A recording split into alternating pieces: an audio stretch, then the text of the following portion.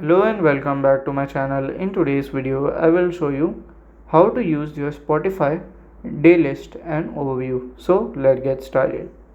So basically, Spotify Daylist is a list of the songs.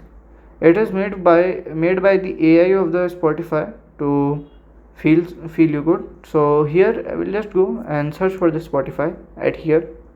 So at the top you can see the Daylist. So it is made for me, okay, and if you listen song regularly it will be shortly made for you as well. So for example, I have opened this music. So from here, if you like this music, you can click on this third icon and click on a save to library. So by this way you can also do it and you can listen it from here as well.